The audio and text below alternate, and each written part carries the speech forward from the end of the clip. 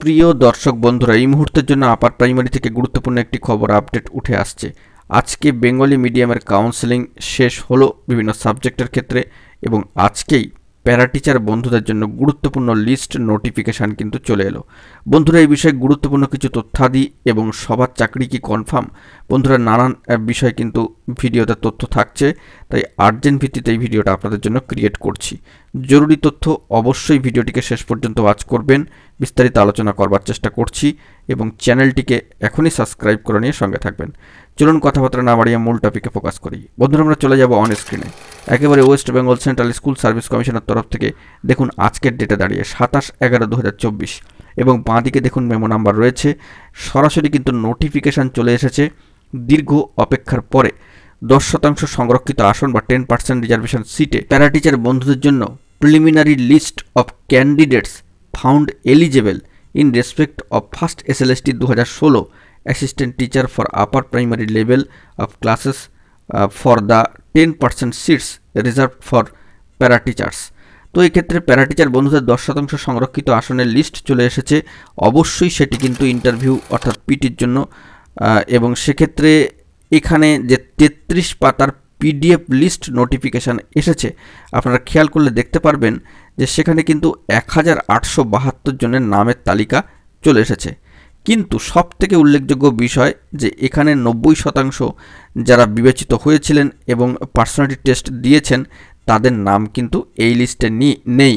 এটা কিন্তু ঘাবড়াবার কিছু নেই যে এই লিস্টে 1872 জনের যে নাম রয়েছে সেখানে 90% যারা বিবেচিত হয়েছিলেন এবং পার্সোনালিটি টেস্ট দিয়েছেন তাদের ক্ষেত্রে নাম কিন্তু এই লিস্টে নেই। কার্যত বিষয়টি মাথায় রাখতে হবে, এবং এই লিস্টে নাম থাকা মানেই যে চাকরি কনফার্ম হয়ে যাবে সেটাও কিন্তু কার্যত সঠিক নয়। বিষয়টা আপনাদেরকে মাথায় রাখতে হবে যে বন্ধুরা, এখানে যে 4টি মারাত্মক তথ্য উঠে আসছে যে এই লিস্টে নাম থাকা মানেই চাকরিটি কনফার্ম হয়ে গেল, এমনটা কিন্তু কোনোভাবেই নয়।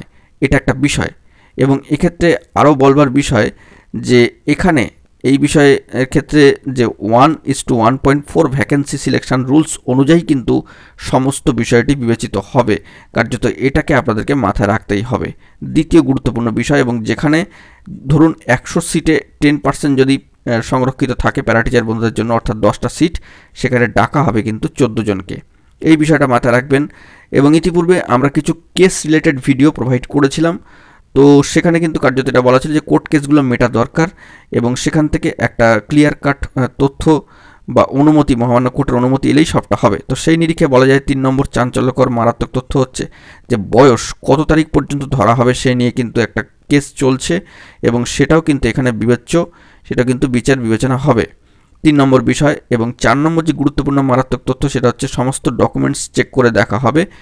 ত্রুটি বিচ্যুতি থাকলে সবটাই কিন্তু গণ্য হতে পারে বা গণ্য হবে, এবং সব প্রসিডিওর কিন্তু মহামান্য কোর্টের নির্দেশক্রমে হবে। মহামান্য কোর্টের নির্দেশেই সমস্ত বিষয় এগোবে, অর্থাৎ পিটির বিষয়টি, এবং সেই রিলেটেড মহামান্য কলকাতা হাইকোর্টের যে অনুমতি যদি আসে তখন কিন্তু সবটা প্রসিডিওর শুরু হবে। তো এক্ষেত্রে আর দ্বিরুক্তি বা সংশয় রাখার কোনো জায়গা থাকলো না, সবটাই কিন্তু স্পষ্ট হলো। আপনারা নোটিফিকেশানটি ভালো করে ওয়াচ করলে দেখতে পারবেন দুটি কিন্তু কেসের যে নাম্বার তা কিন্তু রিট পিটিশন তা কিন্তু দেওয়া রয়েছে। তো চলুন এবারে আমরা একটুখানি যে PDF লিস্ট দিয়েছে সেখানে একটু প্রবেশ করি এবং অন স্ক্রিনে গিয়ে দেখে নিই। বন্ধুরা, আমরা চলে এসেছি সরাসরি অন স্ক্রিনে, দেখতে পাচ্ছেন। বন্ধুরা, দেখতেই পাচ্ছেন লিস্টে কিন্তু SL নাম্বার অর্থাৎ serial number, roll number, name, subject, medium, gender এবং ক্যাটাগরি দিয়ে কলম করে করে কিন্তু দিয়ে দেওয়া হয়েছে। 1 থেকে শুরু করে 1872 জনের যে preliminary list of candidates found eligible in respect of first SLST upper primary লেভেলের ক্ষেত্রে 10% সংরক্ষিত আসনে প্যারা টিচার বন্ধুদের জন্য তা কিন্তু দিয়ে দেওয়া হয়েছে। তো আপনারা এটি West Bengal central school service কমিশনের সরাসরি অফিসিয়াল সাইটেও দেখতে পাবেন। PDF লিস্টটা অবশ্যই আপনারা ডাউনলোড করে রাখুন আপনাদের সুবিধার্থের জন্য। তো কনসার্ন ম্যাটারের সাথে যারা যুক্ত তারা অবশ্যই ভিডিওটি ভালো করে ওয়াচ করবেন। যদি কোনো প্রশ্ন থাকে কমেন্ট বক্সে কমেন্ট করবেন। ভিডিওটি ভালো লাগলে লাইক, কমেন্ট ও শেয়ার করে সকলকে দেখার সুযোগ করে দেবেন। আশা করি বিষয়গুলো আপনাদের কাছে ক্লিয়ার করতে পারলাম। ভিডিওটি ভালো লাগলে অবশ্যই কিন্তু শেয়ার করে সকলকে দেখার জন্য সুযোগ করে দেবেন। তো এখন এটুকুই, সকলে ভালো থাকবেন। চ্যানেলটিকে অতি অবশ্যই সাবস্ক্রাইব করে নিয়ে সঙ্গে থাকবেন। দেখা হচ্ছে পরবর্তী কোনো ভিডিওতে। ততক্ষণের জন্য ভালো থাকুন। ধন্যবাদ।